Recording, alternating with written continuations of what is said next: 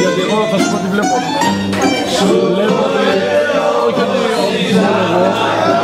με συνέβη πίεση και τώρα εντάξει από δουλειά στα τέτοια, αλλά είμαι πιεσμένο. Και βλέπω ότι πρέπει να γίνει δουλειά να βάλω κι άλλες μέρες έξω, να δεν ξέρω τι. Θα το πώς, μόνο αφιερώματα. Μόνο αφιερώματα. Αφιερώματα. Την Πέμπτη θα γίνει με αφιερώματα. Ναι, μπορεί.